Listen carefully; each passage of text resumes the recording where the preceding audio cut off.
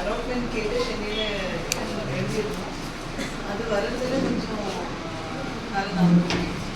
அப்போ நீங்கள் மறுபடியும் டிடிபியில் வந்துருக்கீங்க, வந்து எங்களுக்கு விஷயங்களை அப்படின்னு சொன்னீங்க. நீங்கள் மட்டும் இல்லை, நிறைய பேர் வர முடியும்.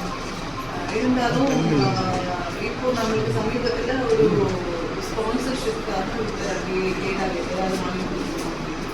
ஃபஸ்ட்டு மைண்டில் வந்துட்டு உங்களுக்கு சைட் விஷயம் கேட்டிருந்தீங்க அப்படின்னு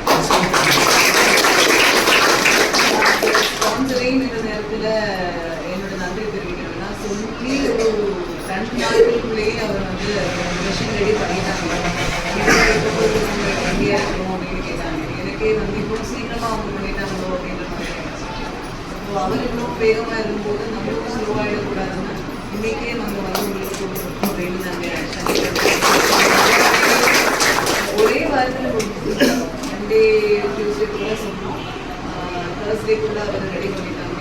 வெள்ளிக்கிழமை நமக்கு ஆஃபிஷியல் நாட்டில் வர முடியும். இன்றைக்கி நாங்கள் கொடுக்குறோம். ஸோ சர்டிஃபிகேட் கிடைக்கிறதுலையும் மெஷின் கொடுக்குறதுலையும் கலவரம் ஆயிடும். அந்த ப்ரொசீஜர் எல்லாமே சீக்கிரம் முடிச்சு கொடுக்கறதுக்கு வாய்ப்பு கிடைச்சிருச்சு.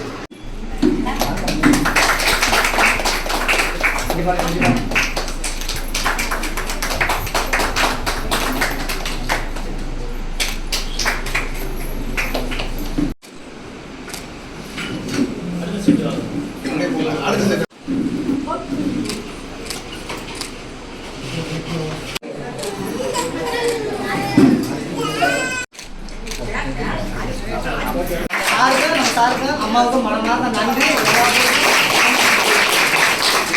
2 வருஷம் ஒரு கனவு இன்னைக்கு தான் நனவு எங்களுக்கு பழகிடுச்சு. நல்லா பண்ணுங்க. அதே மாதிரி மகளிர் சுய உதவி குழுவில் ஒரு 20 பேருக்கு லோன் வர எங்களுக்கு வாங்கி 50,000 பண்ணி கொடுத்தீங்க. அதே குழுவில் ரன் பண்ணிகிட்டே நல்லா கட்டிகிட்டே இருக்கோம். சேமிப்பு 1 லட்சத்துக்கு மேலே நாங்கள் பண்ணி வச்சுருக்கோம். நம்ம வந்து மானியல் மூலியமாக எங்களுக்கு வந்து தொழில் கடன் வழங்க நம்ம சரி அடுத்தபடியாக அந்த லிங்கேஜ் பண்ணி கொடுக்குறது கண்டிப்பாக ஓகே. ரொம்ப எங்கள் சமுதாயத்தில் பொம்பளை மாற்றுத் தொழிலை பண்ணணும். அவங்களுக்கு வந்து ஒரு தையல் பயிற்சி கொடுத்து ஒரு சர்டிஃபிகேட் மிஷன் கொடுத்தாலும்